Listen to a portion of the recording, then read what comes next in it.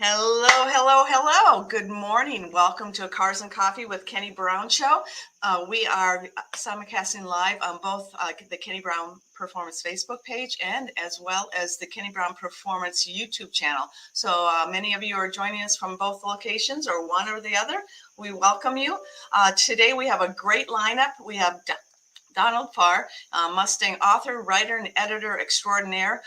He has many stories to share. I'm sure most of you in the audience know who he is. He's been in the industry forever, and he's very well published as well. Kenny's going to be talking about the triple pass radiator, and then we're going to have Rich step in and talk about the Fox body triple pass radiator that we just came out with. So that will be interesting. And this week's giveaway is a print, a Kenny Brown S550 concept print. We have both this one, the street version, and the track version. So we'll have one lucky winner win one of them, and you'll get to choose once you win. So what you need to put in the comments to win is a Kenny Brown concept S550. I'll make it complicated. Kenny Brown S550. Let's put that in there. And we are going to start out right now. Let's see who's here first. Dylan, I wanted to let you know that your name came up before we even went live with the show. So it's a good morning from North Dakota. That is so cool. And we have Jorge here, Tim Allen. We have Fox Buddy FX. That's Lance. If you haven't been to his channel yet, you need to join in on that. It's Fox Buddy FX on Instagram, on Facebook. Also, he has a great YouTube channel that he's been working on, and he has a weekly podcast. And I'm going to be on that probably next week or the following week, and we'll let you know when I'll be interviewed on his show. Let's see, we have, looks like Brian West from Clinton, Michigan. Wow, we have lots of people, Southeast Louisiana. Boy, lots of people coming in, and we are going to start the show right now. I will be, again, if you're joining us, we have Donald Farr on. We'll be interviewing him as our special guest, and we have our triple pass radiator Kenny's going to talk about. So, Brad, do you want to bring that on? Yeah, you want me to do any housekeeping beforehand, yes, or you want to? Yes, why don't you do some housekeeping? People love when we do housekeeping. So go ahead. Okay, so one really important thing is Facebook has changed some of their permissions for privacy. And if you're viewing on this Kenny Brown Speed Therapy Society Facebook group page, we may not be able to see your name if you leave a comment, particularly to enter the contest. If you want to enter the contest, the best thing to do is view the show and leave your comment from the regular Kenny Brown Performance Facebook page. That's the main page, or on YouTube. We can still see most of the comments that come through if you're viewing on the Speed Therapy Society group page. But again, we can't see the name in many cases unless you provide specific permission. And in some cases, I found on the last show, we were not able to see the comments either. So this is very important for the people who are entering into to win the lithographs. Be sure that we can see your name. If you're viewing on YouTube, please be sure to give us a thumbs up, like the video. Be sure to subscribe to our page. Once you're subscribed, you can click the little bell to receive notifications. That's always a handy thing if you want to stay up to date with what we're doing.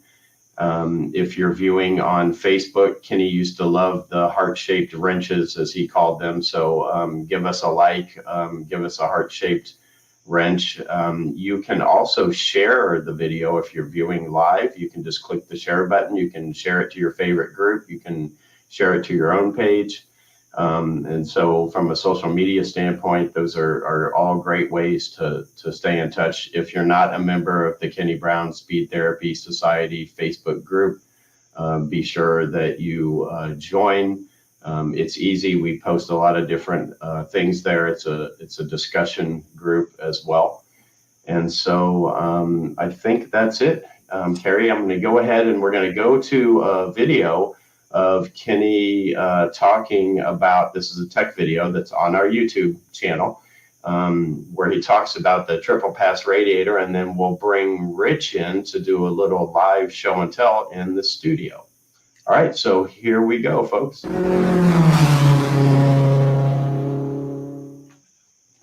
First of all, look how thick that is. I mean, that's really, really thick. But the real beauty of our triple pass is the triple pass. Now you can see, this is the inlet. This is on the passenger side. You can see this little weld down here. So that represents the first segment. So water would flow all the way across to here. It would make a U-turn on this side. See this little weld mark here? This is the bottom segment. So it comes all the way across and out the bottom. So 3 passes all the way across, which means you're getting like optimizing water saturation on the coils. Another cool thing is we use a different size cooling fins. They're thinner than others, but because of that we get 17% more surface area for cooling. So triple pass, triple thick, and 17% more. And what I like about the Fox radiator, you see this old-fashioned radiator cap. I just detest the radiator caps in these new cars. They say they're 17 pounds, but they don't work. And if anybody has found a high pressure cap for the S197s and 550s, please let me know. I'd love to find them. Because when we run the standard radiator with a standard cap, we'll use at least a 27-pound radiator cap. A lot of the race guys will use like a 32-pound or 34-pound. I can't remember which. Why do I use such a high pressure? Because the more pressure in the cooling system, the higher the boiling point. So because we run like a 27-pound cap, we could easily run at 220, 225, 230 water temperature with no problem, no overheating issues. I know a lot of race cars, they like to run in that 220, 230 range because they make a lot of power. For track day guys, I really don't like to see it get up that high. For a regular street car, I mean, you need to be 220 or less. 210 would be perfect. Anyway, with a pressurized radiator cap, you can really get the water hot, and it's not gonna be a problem.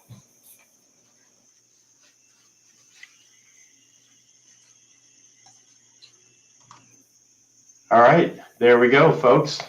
So you heard it straight from Kenny, and I think we have Rich, who's back in the studio now, and he's waiting on us.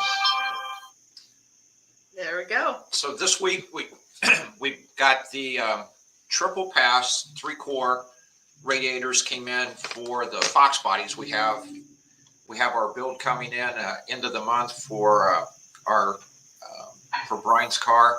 Cari's talked about it, and so we needed a triple pass radiator for his car for the additional cooling. The advantage of the triple pass is even over Ford's best radiators, we're still able to get a 21 to 22 degree temperature drop in doing the triple pass, because it actually presents the water to the air 3 times, and so consequently it gives it much better cooling. The points that really distinguishes is where the seams are, and you'll see the weld points on the tanks, and that's where the water, as Ken put it, makes a U-turn and goes back across through the air. Normally it comes in one side, goes out the other, and then you can that's how you get your cooling. But ours, it actually circulates 3 times across the airstream, and then that way it adds additional cooling for it. The reason for doing triple, because we've been asked about double pass versus doing a triple, is it retains its stock locations as far as the inlet and also the return for the water. And so that's the important piece. We do race applications, which would be a dual pass, but those requires us to move the water lines, the return line from stock location. So this is a drop in, bolt in, and works very well as far as in the stock configuration. All right. So there you go, folks. Let's see if we can get Cari back on here as well. Yep, Cari, you're on. One quick thing. It's Speed Weeks in Daytona, and I want to give a shout out to the Ford Performance guys over here, wherever you are over here. They had a good win on Thursday at the duels, and we're wishing all the Ford teams who are being powered by Roush 8's engines the best of luck this weekend. I did find one thing, if I can, real quick, Cari. I wanted to show everybody. I've ran across this website called motorsportstvschedule.com, and I just wanted to show everybody really quick. This is a cool little online tool. You can just go to racingtvschedule.com, and it basically lays out the TV schedule for all motorsports on all networks, including YouTube, for the entire week. And so I thought that was cool. I'll stop sharing that now. So that's my one internet find for the week that I'm going to share. I have been stockpiling several other internet finds that I'll share with you guys at some point. But there's one more thing real quick that I wanted to share, because we're talking about the Kenny Brown lithographs, and all of Kenny's artwork, or the largest majority of it, was done by a gentleman named Jim Girdham, who owns a company called Design Factory. And I'll show you the website. Let's see, I've got it up here on my screen. And so this is the Design Factory website. It's designfactoryart.com. And Jim has done countless renderings for Kenny. Did countless renderings for Kenny in the past. Those the ones that you saw that Cari showed earlier, those are just examples.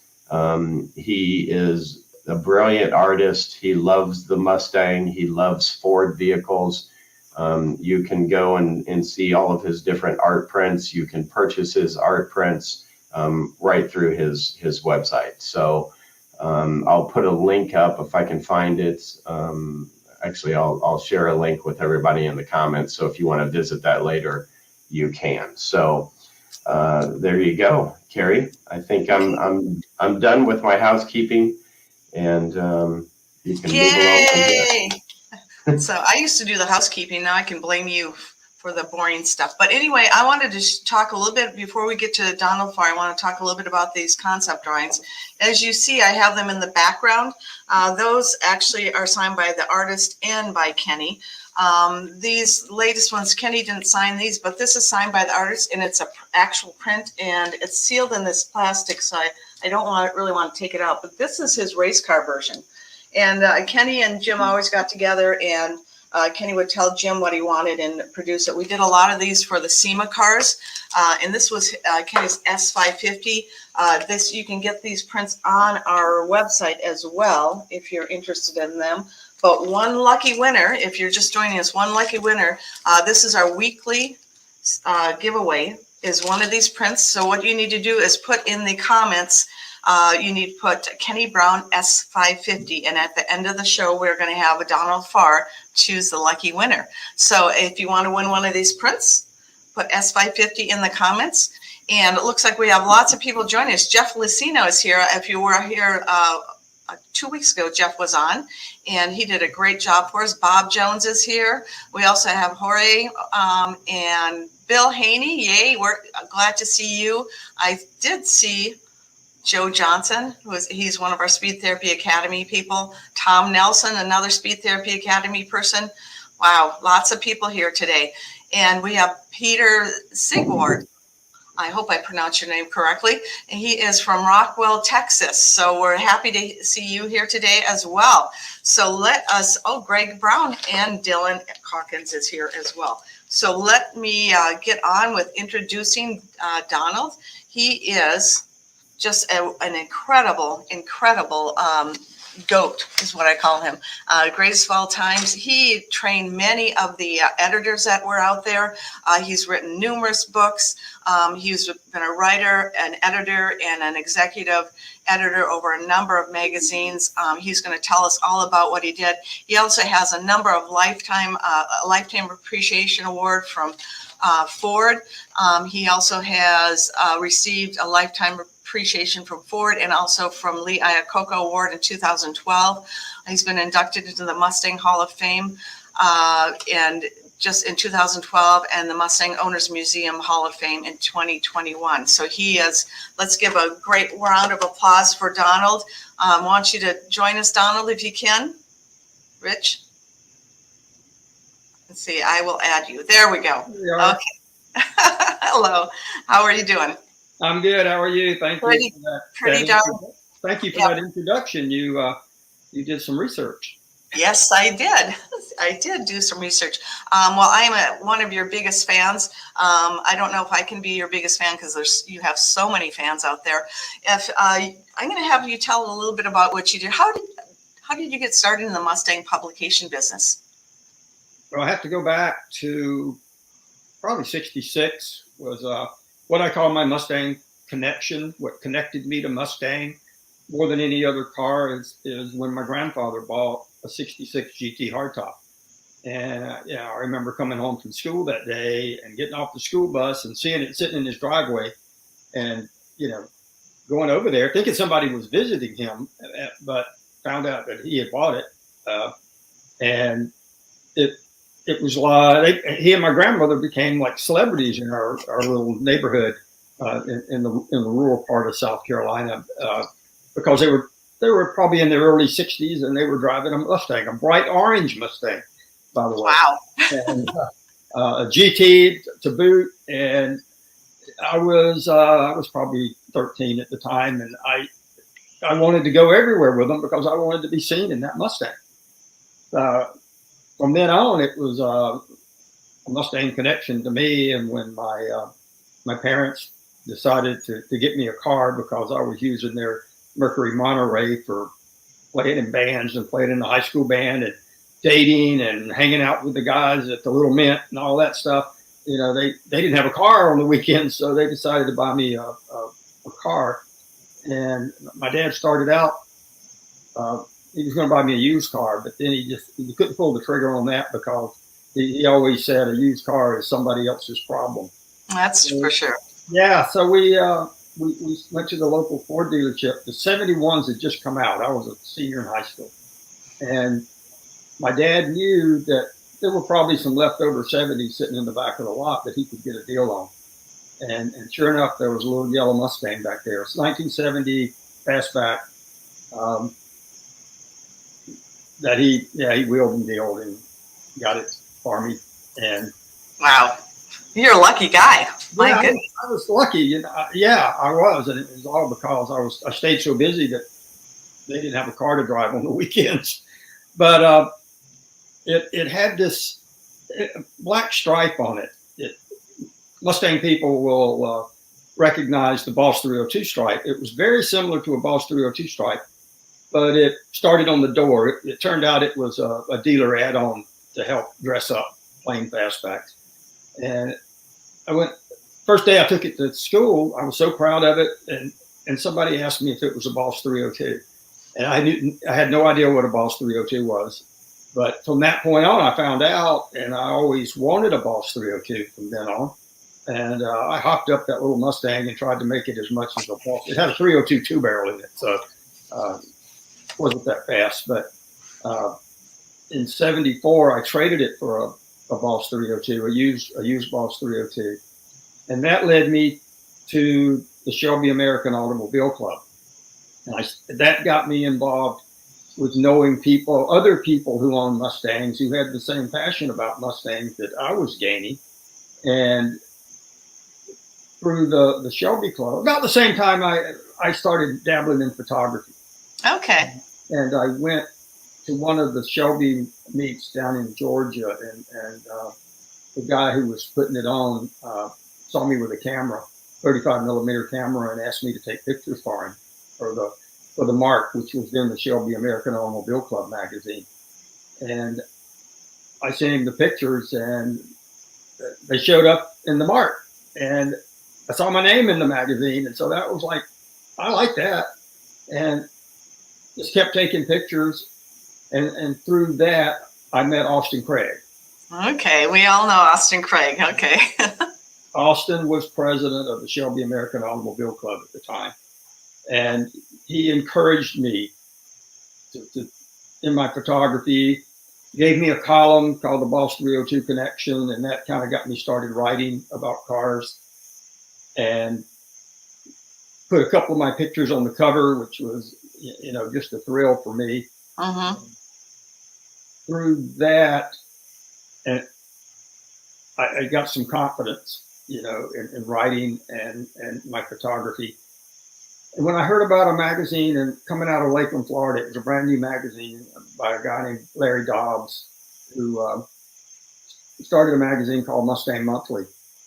And he How many of you out there remember Mustang Monthly? yeah, RIP for it now, but had a long successful run.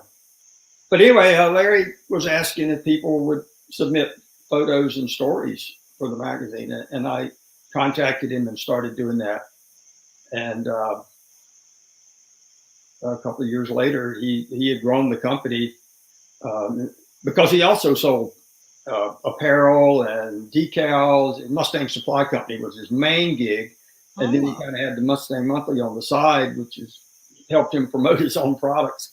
But it was getting popular. He was picking up subscribers every month, and so he saw that editorial was very important to the magazine, and he didn't have time to do both the magazine and run his company. So he asked if I would be interested in moving to Florida and becoming editor of Mustang Monthly. That would have been in early 1980. Wow. How long have you been? Yeah, you've been in Florida. Where did you originally grow up? I grew up in a little town, Union, South Carolina, which is just a little southeast of Spartanburg. Okay.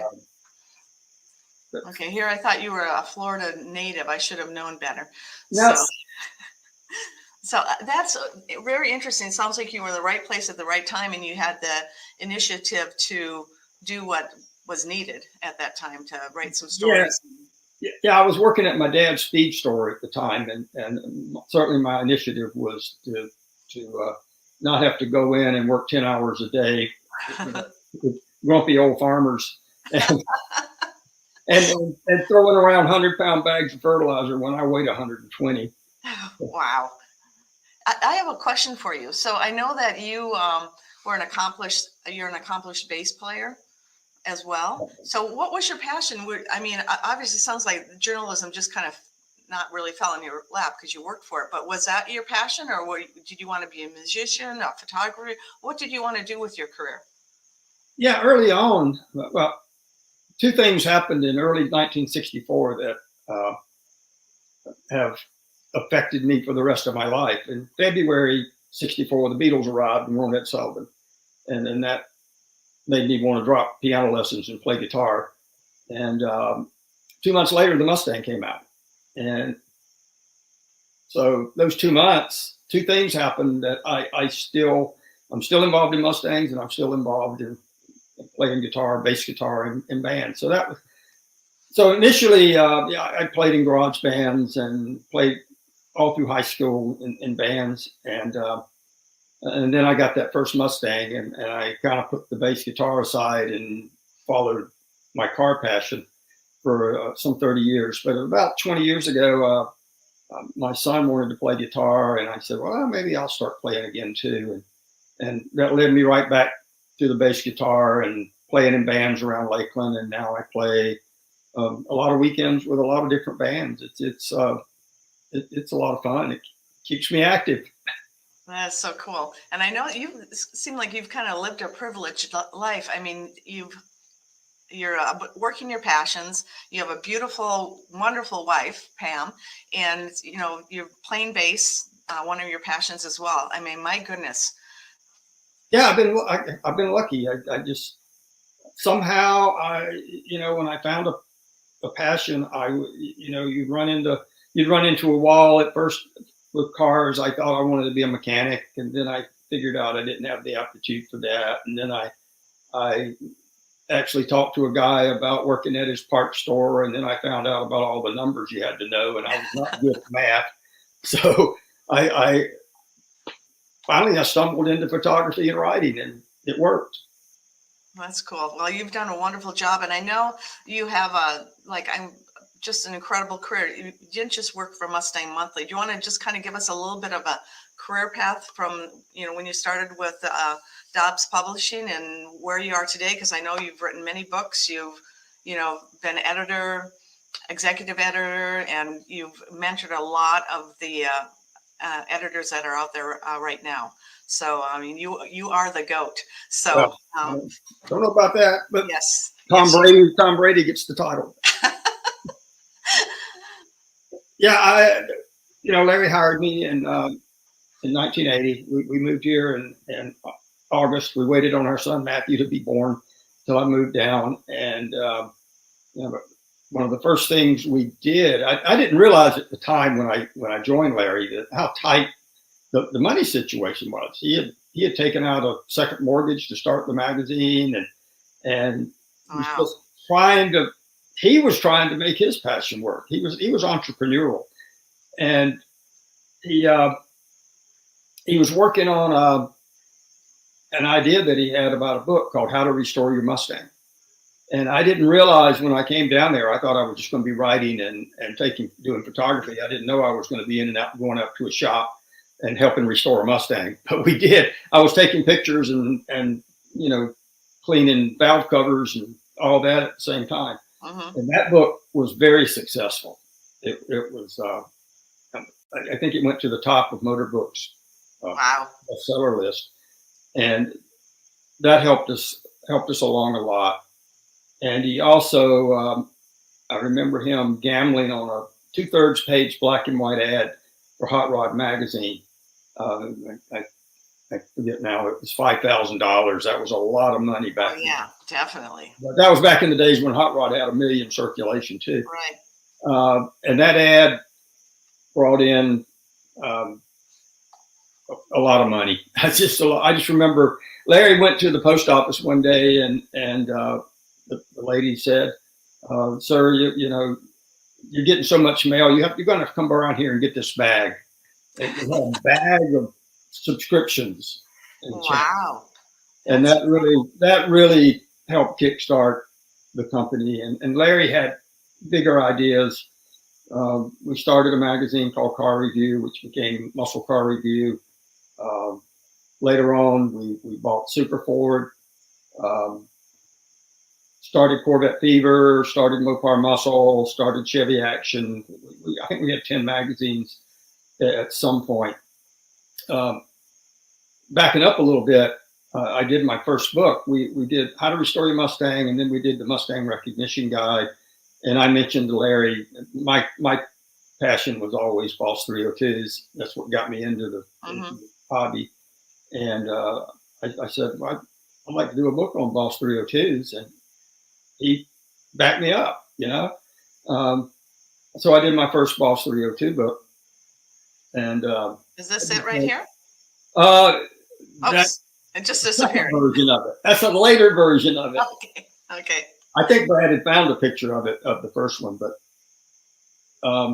so that's kind of my book involvement to that point. And I hung in with. There it is. Well, that's How to Restore. Yeah, that's a later version where they changed the cover a little bit, but the same book. There we go. Mustang Pouch. There's another one. So like a special newsstand magazine that we did, and that's my Mustang on the cover. We used it. Really? We used it a lot just because it was available. Exactly. And it was red. But we grew the company. Larry eventually asked me to be editorial director for the company, but I always stayed involved in mainly the Ford-based magazines.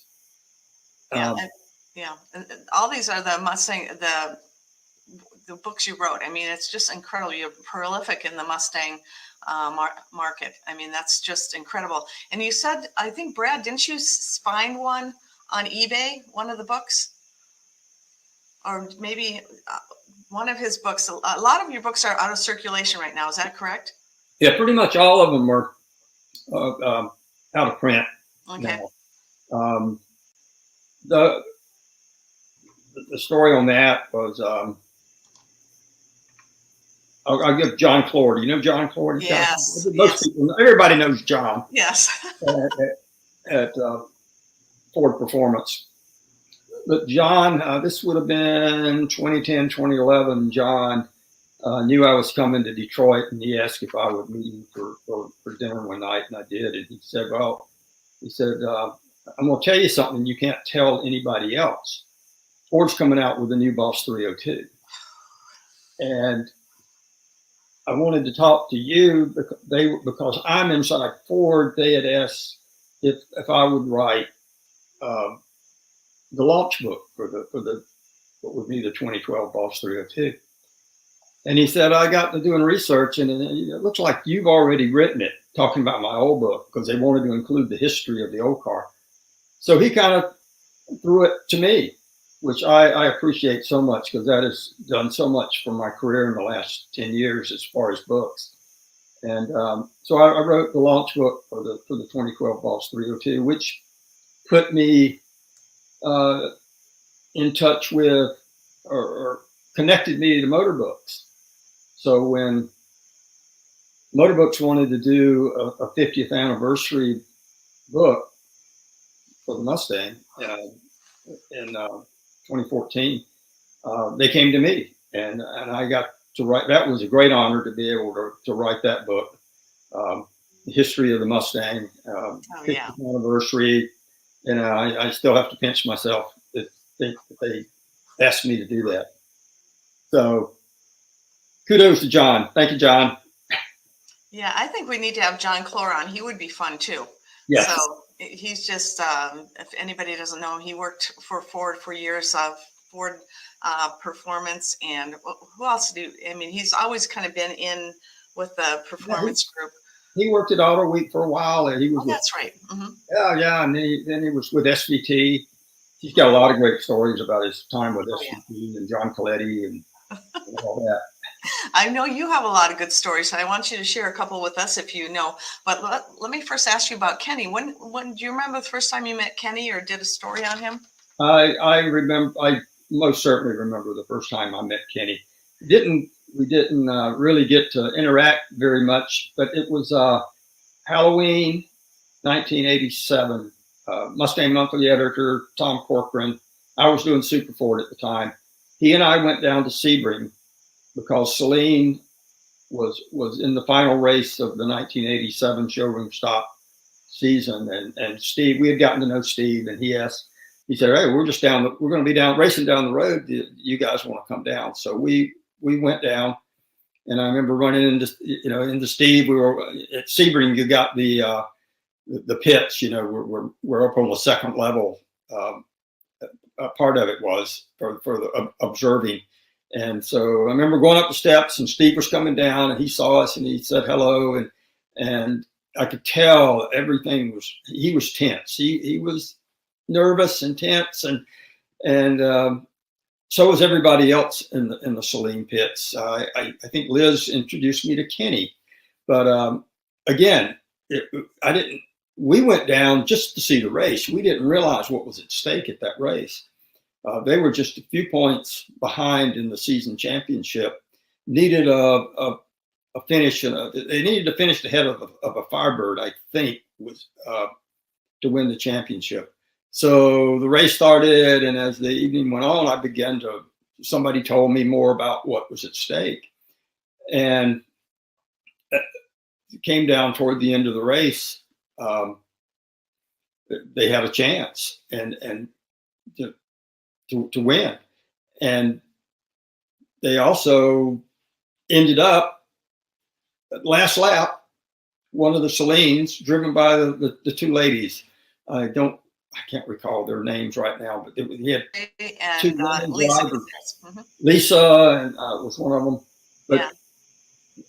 one of them was in second place and gaining on the first place car. And on the last turn, which you could see from the observation point, she passed to win the race. And I was standing behind Liz and Kenny and the whole team as they watched their car come across in first place, and they all stayed here. And I sent Brad a picture. It was right at the moment that they were coming I around. want you to throw that picture up again if you can. That explains the picture then. I don't think, besides Kenny, and you know, Kenny was a man of few words sometimes. I don't think I ever heard that story before. That somebody there witnessing that, Donald. That is That's a dark moment. That's Liz in the white. Mm-hmm. Liz Celine, and you can see she's got her hands up by her head because they know if their car could come around that turn in first. Mm-hmm. And that is Kenny, just right behind her on the right. Right. You know, I looked at all the pictures and like somebody was always in front of Kenny. But that was my first time meeting Kenny. Okay. That's cool. Well, I know that you have other stories about Kenny, but I remember the first time I met you. It was, I think it was at the SEMA show in maybe 91, 92, I'm thinking. That was my first experience at the SEMA show, and we were going up to meet you. You were talking to somebody else, and Kenny said, well, this is Donald Farr. He is just like, you know, an editor, and he's wonderful. He's, you know, I think were you doing Super Ford at that time? I would have been involved in Super Ford, yeah. Yeah. So anyway, we went up and met you, and I remember your hair was just so curly. I mean, it wasn't stylish for the time, but I remember you had this whole big head of curly hair. Yeah, I was somehow blessed. I still have hair, at least. Yeah, that's correct. I used to find Kenny, he had a little bald spot right on the back of his head, and I used to find him like at trade shows or anything. I just looked for the bald spot, and then I would find him. So. Yeah, I'm getting one of those too, but don't tell anybody. Okay, you're not going to show it off, right? No. So that's cool. Do you have any other stories of Kenny that you want to share, or? Yeah, I remember, and I have the magazine. I found the magazine. Did you? This was in 97, I believe. The Extreme GT project, which was thanks to our friend Austin Craig. You know, Austin had gone on to, after the Shelby Club, he had gone to work with J. Walter Thompson, which was Ford's advertising agency, and moved to Detroit. And Austin was so good at putting together packages with his clients. And one of his clients was BASF. He was a big fan of Kenny. Of course, Ford and Ford Racing at the time, I believe, were part of his promotional activities. And at that time, you'll recall that the 4.6 liter engine, 2-valve, 4-valve, was in the Mustang. They had replaced the 5 liter, which had been so popular. So Ford was really pushing the 4.6 liter engine in the 96, 97 Mustang. So Austin came up with a program where Ford would provide a $1 car, send it down to Kenny for Kenny's modifications. BASF would supply their extreme paint, which was kind of like a Misty Chrome. You know, I remember that. 50 colors, and we would cover the whole project in Super Ford. And I know I made at least 2, maybe 3 visits to see you guys. Then I got to know Brad much better, and you know, got to know a lot more about Kenny Brown and Kenny Brown Performance just by being there. And I remember Kenny and you, Cari, and Brad. You were all so busy, but and I would just be out in the shop taking pictures of brakes being installed or suspension components and that sort of thing. And but Kenny, every one of my trips, Kenny would make sure that he took me to lunch one day. And Cari, you could probably name the restaurant. Yes, it's Union Jack's. If anybody is from the Indianapolis area or attends the Indianapolis 500, anything at IMS, Union Jack's is a racer's paradise. All racers used to hang out there. It was called the Wind Tunnel of Rumors. So you remember that, all the paintings, and they had a huge helmet collection there. Yeah, it was a really historic place. So yeah, so that's where he would take you. Yeah. And Donald, what was your favorite? What did you love to eat at Union Jack's? What was your favorite? There was a chicken sandwich there that I really, really liked, and Kenny caught on to that. And later that year, it was my birthday, and I'm at the office down here in Lakeland, Florida, and FedEx shows up with a box, and open the box, and there's a styrofoam cooler in there, and I opened the styrofoam cooler. It's filled with dry ice, and there's a to-go box with my sandwich. Oh. From Kenny Brown. That was a highlight of my career, was getting a chicken sandwich from Kenny and Union Jack's. Yeah, he would have that plan for a long time. He's, I'm going to get this sandwich. And I know I was involved with it. I probably wouldn't have picked it up. Probably but he was so excited for you to get that, and it was just kind of like just a kind of Kenny's dry sense of humor. So yeah, it was a wonderful birthday gift. I bet you never received restaurant quality food in the mail like that before. As a matter of fact, not before or since. I bet that. Oh, that's so cool. That is awesome. And so I know that, I don't know if we want to, Brad, I think we kind of skipped over that one of his books.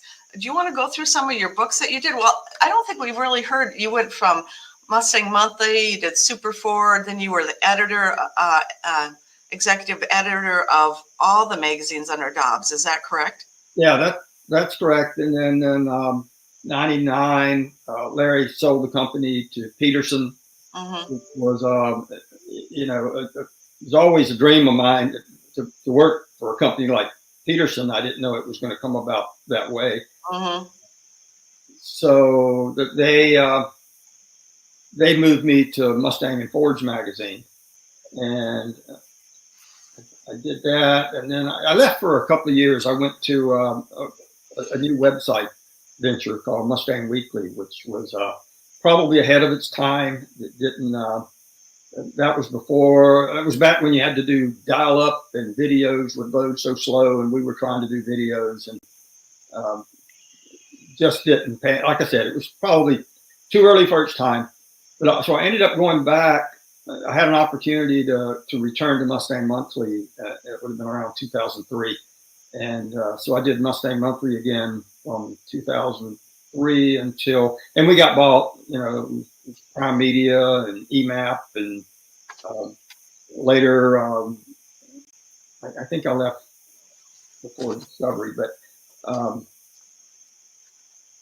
so it was I did Mustang Monthly until 2014, and whoever owned us at the time had decided to, didn't know it, that they were in the process of closing. We had moved to Tampa, and they were in the process of closing the Tampa office, and they let all the editors go just in one fell swoop.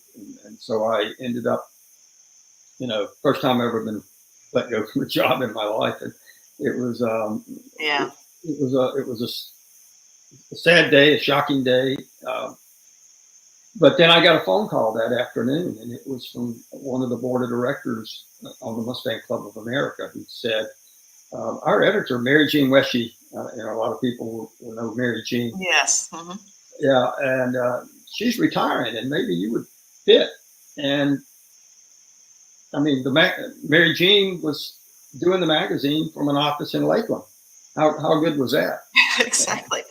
And the gentleman who owned the media group, Brian Pate, we talked a few days later, and we worked it out where I would join Pate Media Group, which is contracted to do Mustang Times for the Mustang Club of America. and that's what I've been doing ever since. But back to the books.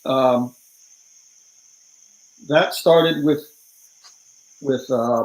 Motor Books asking me to, or John Clore asking me to do the remake of the Boss 302 book and the launch book for the new Boss 302. And through that, I got to know the people at Motor Books, and they asked me to do the 50th anniversary book. I don't remember the progression, but I did a book called Art of the Mustang, which featured light painted photography. I did a Ford and Mercury muscle car book, which was really fun. Got me into Galaxies and Fairlanes and some of the other cars that I remember when I was growing up. An interesting one they asked me to do was called Mustang Speed Read. Part of the series they did Porsches and Corvettes and all that, but it was really like if somebody just got into Mustangs and they kind of wanted to know everything about Mustangs without having to read a great big history book, that was it. Speed Read. That was a lot of fun. They used illustrations and everything from Lee Iacocca all the way up to the latest Mustang. So that was an interesting one to put together. Great for kids, by the way. If you got here again, I think it's out of print and out of stock, so I can't promote it too heavily unless you can find one on eBay. But yeah, I had a great time doing the book projects.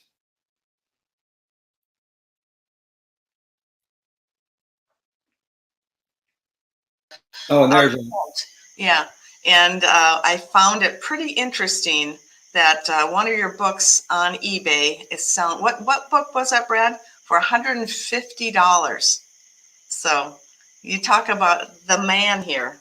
I mean, yeah, let me find it again real quick. I was surprised. A lot of Donald's books are out there for sale if you just go to eBay or you go to Amazon.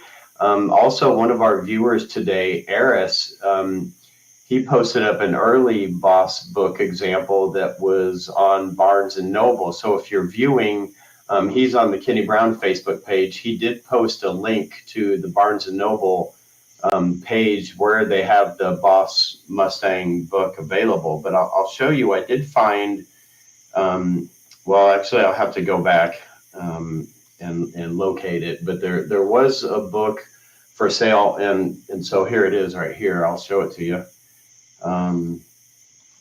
It's signed by Parnelli Jones, or I think it's signed by Parnelli Jones and Donald as well. Here we go.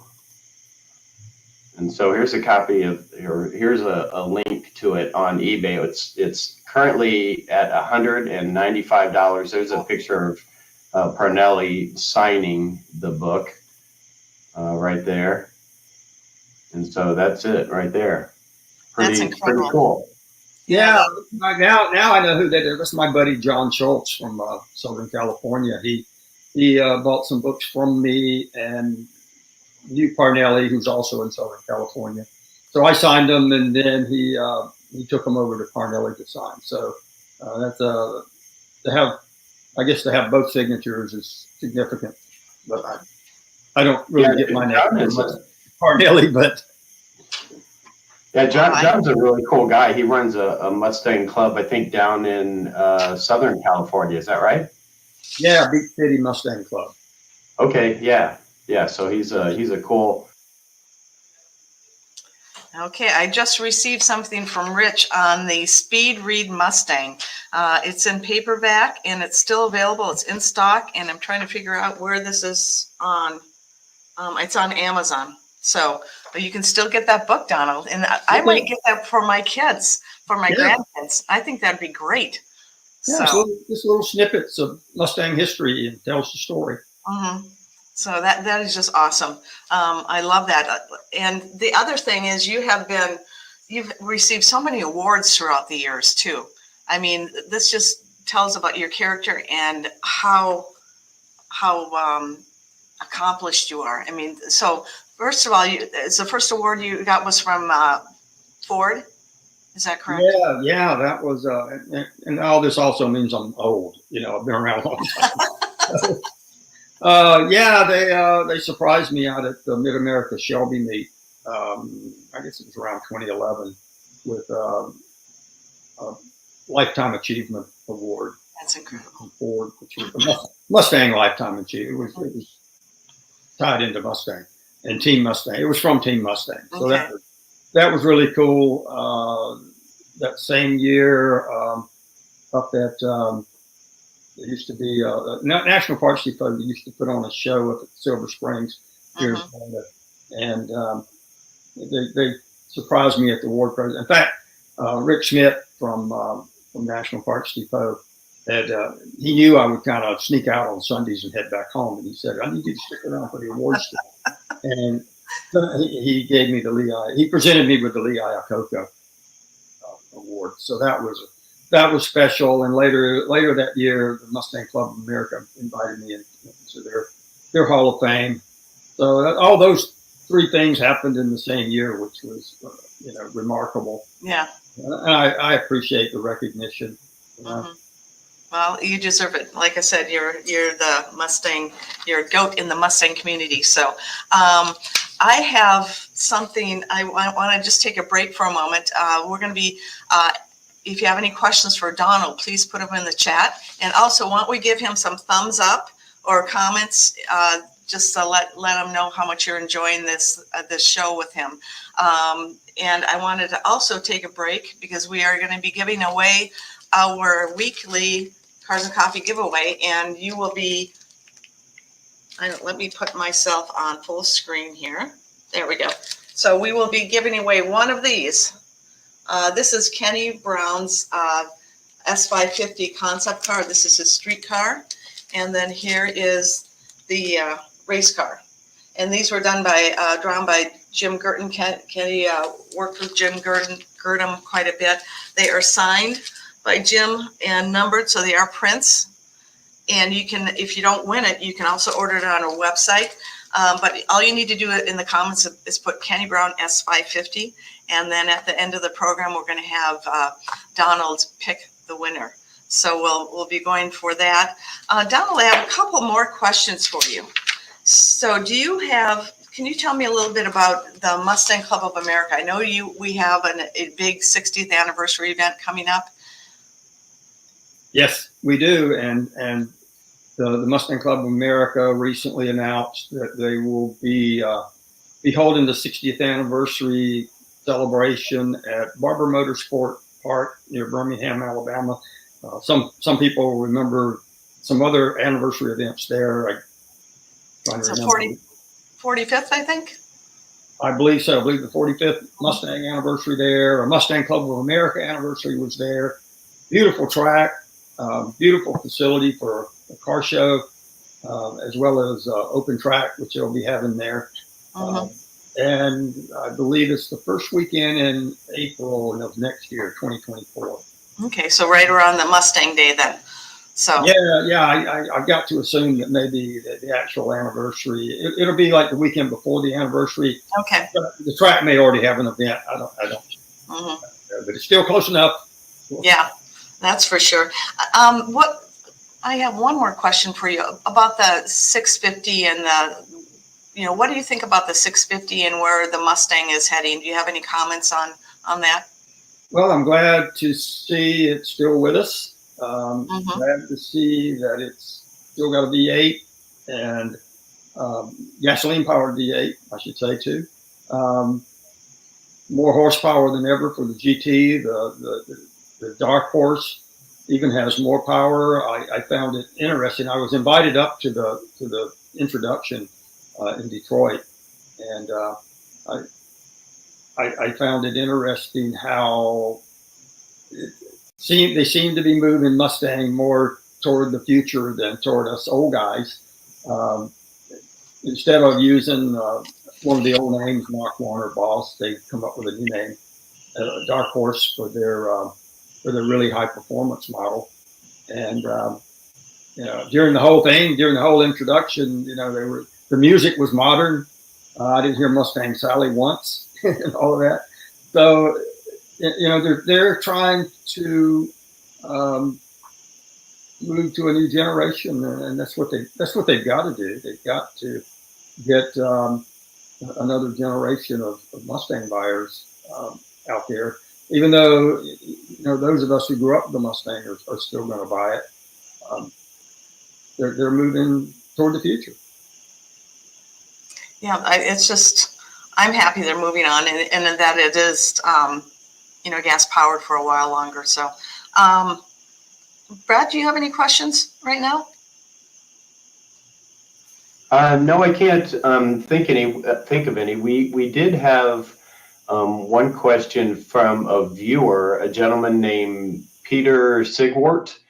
He asked, I believe, this question to you, Donald. What happened to your original Boss Mustang?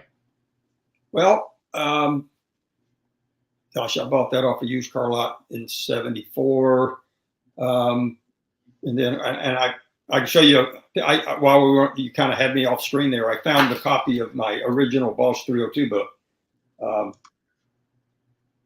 which the blue car was my car. That was my Boss 302, and I sold it in I want to say '86 or so. Down here in Florida, you couldn't get air conditioning on Boss 302s, and it was always so hot. I didn't drive it very much, and I ended up selling it to my buddy Tom Mack, who I went to high school with up in South Carolina. Now he does auctions and sells classic cars, but it bounced around. It went to Jackie Jones up in North Carolina. Many people know him as a collector. He had it for a while, and then a gentleman up, I believe in Indiana, purchased it, and I saw it at the Ford 100th anniversary. He had it there. And I think that's the last time I saw it, but his son has it now. So I looking back, I wish I hadn't sold it, especially after I went to Meekum a few weeks ago and saw what Boss 302s are selling for. Yeah, Jeff Lacina, who's joining us today from Motorsport Park Hastings in Hastings, Nebraska. He says, Donald, do you currently own a Mustang? I have two. I have my daily driver's a 17 EcoBoost in Grabber Blue, like my original Boss 302. And I have the 66 Mustang GT that my grandfather bought new. Wow. Yeah. I was able to, well, my grandparents had it for about a year, and my grandmother she would always back then say that the bucket seats in the Mustang were the most comfortable seats she ever sat in. She had a back problem, and but getting in and out of that low car was so hard on her that they finally traded it for a '67 Fairlane. But the car stayed in my hometown of Union, South Carolina. I remember one gentleman who owned it would back it up to my dad's feed store so I could put chicken feed in it, and it just stayed there. After we moved to Florida, I would go back to visit. I would see it around town, and I believe it was in 1981 that Tom Mack, the guy who bought my Boss 302 later, called me one day and said, and he knew the history of the car, and he said, your grandfather's old Mustang is for sale. Would you like for me to buy it and hold it till you can come get it? And that's what we did. And so in '81, I went and got it, barely made it back to Florida, started skipping in Orlando, locked up when I parked it in the parking lot at the office, never cranked again. We had to put another engine in it, but fixed it up a little bit, put a Fred Jones remanufactured engine in it, just drove it around. My kids drove it when they were in high school. And but about 10 years ago, I had it pretty much completely gone through. Didn't turn it into a concourse car or anything, but made it look good and drive good and crank and run, and taking it to the Mustang show next weekend. So really great to have that car, because I remember riding in it with my grandfather and him smiling when he would floor it and accelerate. And it's a great memory for me. And so fortunate to have it in my garage.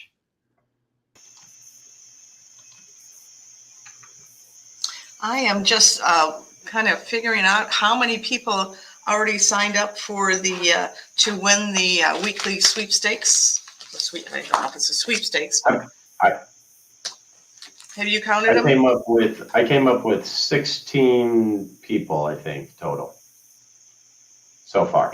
Yes, I did too. One of the issues we're having, and probably the next week when we do a weekly giveaway, is we're getting a lot of Facebook users. So you're entering, but we don't know what your name is. Brad, do you want to kind of go over that again, what Facebook is doing and what they need to do to have their name show up?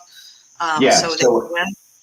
Yeah, so if you're viewing on the Kenny Brown Speed Therapy Society Facebook group page, we are not able to see your name when you leave a comment in the comment section. So what we see in the broadcast studio is just Facebook user with a blank icon. And so we don't know who you are. There is a way to give special permission to Facebook to allow them to show us what your name is, but it's rather difficult to do that. So in the future, we will continue to broadcast on the group page, but we, at the beginning of each show, will encourage everybody to switch and view on the regular Kenny Brown Facebook page, or to switch over to YouTube and view the show there. That way, when you leave a comment, we will be able to see who you are. And Peter, we will enter you into the contest. You're number 17. Okay, Cari. Okay, so we have one last opportunity if you want to enter the contest to win the Kenny Brown signed print, not by Kenny Brown, but the Kenny Brown S550 print. Enter your Kenny Brown S550, and once you put your name there in case you have not registered with Facebook. And then we have a couple more questions, I think, Brad, but you were asking questions, so I don't want to ask over you. And then we'll have Donald choose the number. Yeah, I did not have any other questions from viewers, not that I can see. I'll go back through real quick. Do you currently own a Mustang, as was Jeff Lucina's question? And then what is your favorite music to play? Did you answer both those questions? Sorry, I was busy counting my names. Have you answered those? I haven't answered the one about music. Okay, that would be really interesting to know. It's a little off Mustang topic, but kind of funny, you know, growing up, my music, Beatles and Rolling Stones and Motown and Carolina Beach music is what I loved. And I did not like country music. You know, George Jones, Tammy Wynette, I just thought that was hick music, you know. But since I've been playing, I seem to have landed playing a lot of country music. Some of it's the older stuff, some of it's the newer stuff. My regular band is kind of a country band, but we do some Tom Petty and all that too. But over the years, I've been really fortunate to get to know a gentleman here from Polk County, Florida, named John Cordial. John was a drummer. He went to Nashville with he and Jim Stafford drove up there together. John was a high school friend of Graham Parsons, and he played in several of Graham's bands, including when Graham was in the Byrds and Flying Burrito Brothers International Submarine Band. And I play with John every Friday at a little coffee house here, and it's a lot of the older country. And I found that I guess I missed a lot back in the 60s, but I'm reliving it now. That's cool. That's cool. So, someday when I'm down in the Florida area, I'm going to have to go listen to you. So I see that Pam posts things once in a while about at some of the events that you do. Pam is my roadie. And she's a very good roadie at that, right? Yeah, I'm up there playing. She's out there dancing. How did you meet Pam? Did you meet her in town or college or? Well, I'll try to make this short. We were related not by marriage. My aunt was married to her cousin. Okay. I'm from Spartanburg, and we actually have a picture of us at a birthday party together when we were about 5 or 6. Huh. So we knew about each other, and then one of her cousins kind of hooked us up on a blind date, and we dated. And one time in Spartanburg, and I went back to college, and that summer, this would have been the summer of '72, I drove down to Myrtle Beach in my Mustang to meet up with some buddies. And we're out driving Ocean Boulevard late at night, looking for girls. You know how it is. And these 3 girls are walking on the sidewalk, and one of them was Pam. And I recognized her, and she recognized my Mustang. That's a good sign, though. That's a good sign of a wife. And we've been together ever since. We started cool. dating at the beach and been together ever since. 50th, That's cool. 50th wedding anniversary this year. So it's. Wow. Okay. Well, that answers Jeff Lucina's question, how many years you've been married. So, well, that is cool. And obviously you're in the Mustang market and stuff like that, but we'd like to know about you too. So information about Pam is great. So don't feel bad about that. And then Eris says Pam's a keeper. So we all agree about that. We always love when we have our customers have supportive wives, because it makes life so much easier for them and more enjoyable.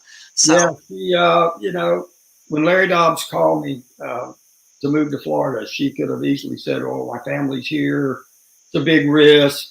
She saw it as an adventure, and it stuck with me. You know, being out of town for SEMA shows and Kenny Brown visits and all of that. She's and now with the Mustang Club of America, which has national shows all around the country, she tends to go with me depending on whether she's been to that city before or not. Okay. And we spend 2 extra days, you know, going around Tucson or Napa Valley or. That's a great thing about the Mustang Club of America. Their national shows and are held in some great places. Great places to visit. Yeah, that's for sure. And so if you go to any National Mustang Club of America shows, make sure you look for Donald Farr. He will be there. So and we'll be seeing you in Indy. Yes, we will be. We're going to go out to dinner. Maybe we should go to Union Jack's. That would be great. Yeah, that would be fun. Yeah. They still have your chicken sandwich there. I haven't been there for a while. So we are going to pick the winner. And Brad, how many do we have now? 18? 19?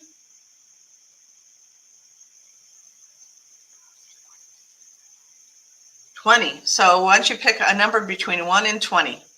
I am going to pick the number that was on Parnelli Jones' 1970 championship Boss 302, 15. That is so cool. Okay. And that would be Jack Sieber. Jack Sieber, you have won. I would like you to send an email or call us directly. Send to info@kennybrown.com to claim your prize and let us know which one you'd like, if you want the race version or if you would like the street version.